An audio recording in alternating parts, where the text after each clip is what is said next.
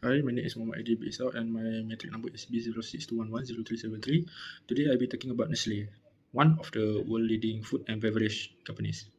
Okay, Nestlé was founded in 1866 by Henry Nestlé in Switzerland.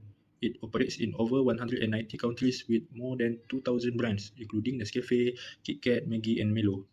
Nestlé vision is good food, good life.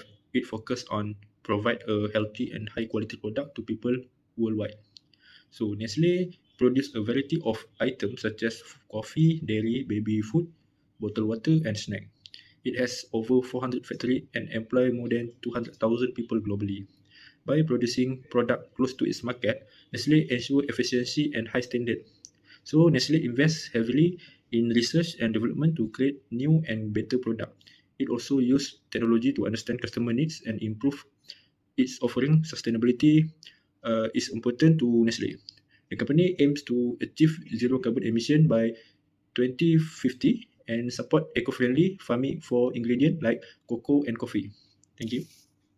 In this section, I'll be discussing Nestle approach to risk management governance, a crucial process that ensures the company operates smoothly and sustainably. First is financial risk.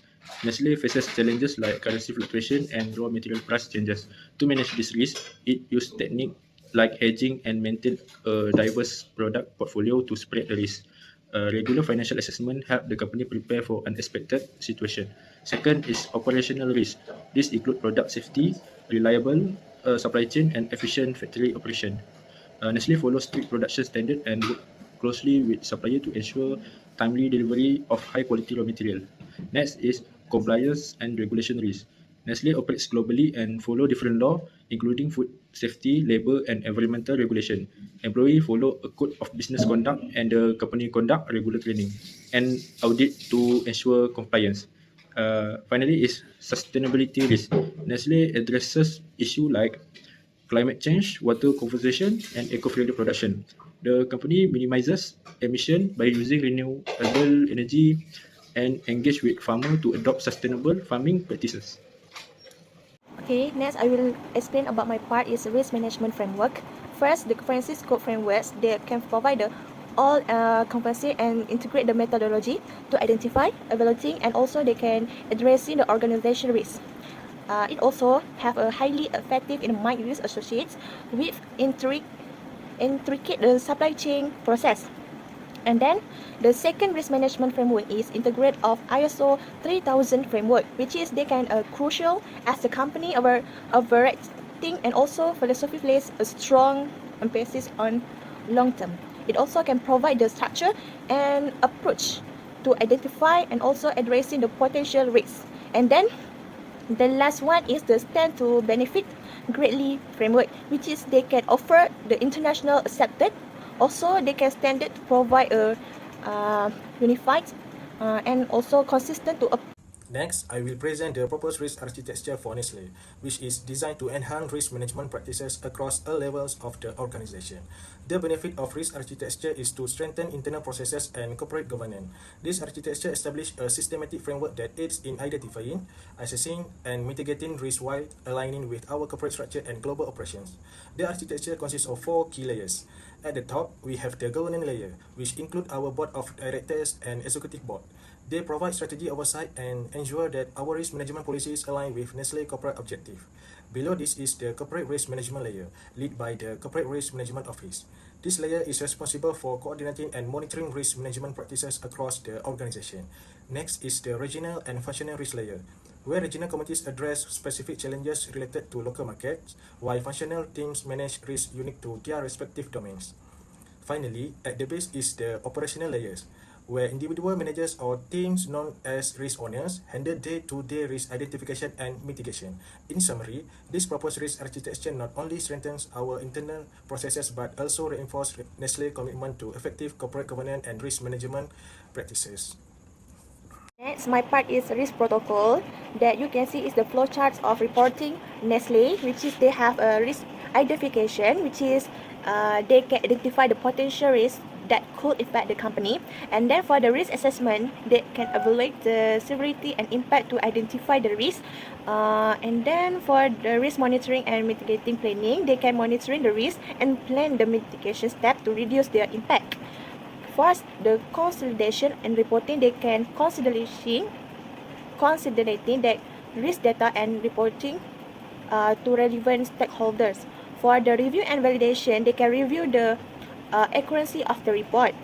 And then for the escalations and disclosure, they can raising the awareness of specific risks and also disclosing necessary information.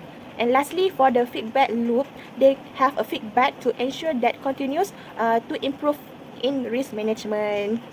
Okay, for my part, Nestlé risk register documentations. First, supply chain, they have a score 20. They can diversify supplier and also can maintain a buffer. Second, consumer preference shift, they have a score 12, which is they invite in R&D for the location product. And then the cybersecurity threats, they have score 20. They can have regular IT audit and also can enhance cybersecurity system.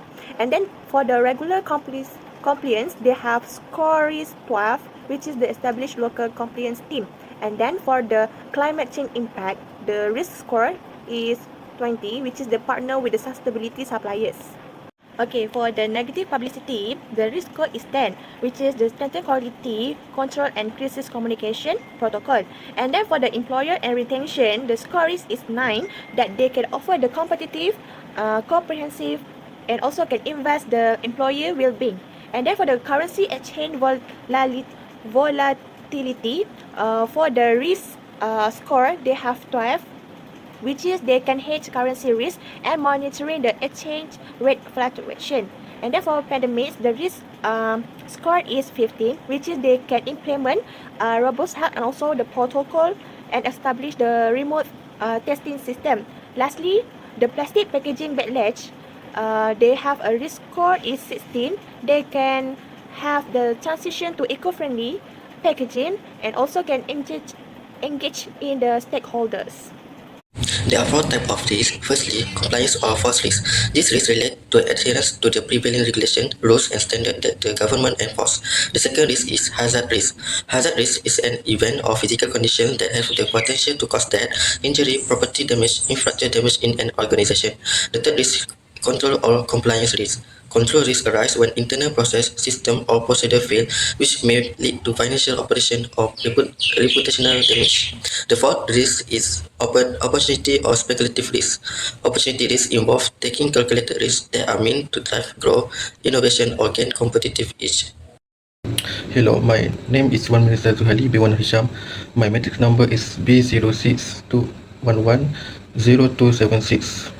There are 10 risks faced by Nestlé based on past analysis.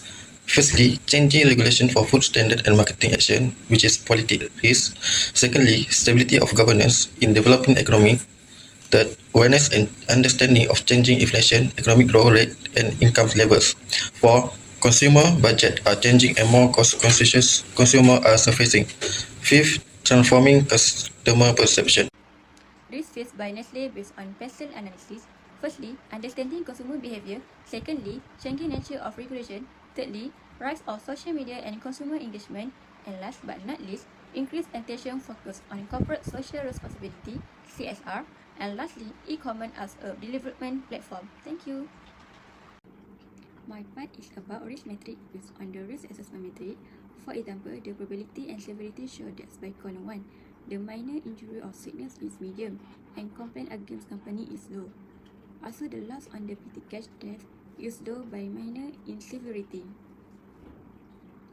For example 2, in column 2, for the first part in significant staff loss in height for 7, the second part for local PR issue and staff still IP is medium in 5, and last part observer is had by moderate, risk severity is medium in 4. Thank you. Okay, so the next slide is about response risk and action plan for Nestlé based on past analysis risk. Okay, for this slide, it states 10 risk response and risk action. Okay, from that, you can see the response and the action was seen in line because if the response and the action is not in same in line, it cannot be solved because it have different method that the company can use. Okay, for example, for the first response risk is about changing regulation for food standard and marketing action. Okay, from this, the risk action taken by the company is to monitor and compliance plan to set up regulatory watchdog. Okay, from that you can see if the company set the watchdog, it can know the trend of the political, because it is political problem. Okay, so that the company will be more aware. It seems like the other response and the action taken. The other action and the other response must be more up to date day one by day. From that, you can know the latest trend of the economic and political risk. Okay, I think that's all from me. Thank you.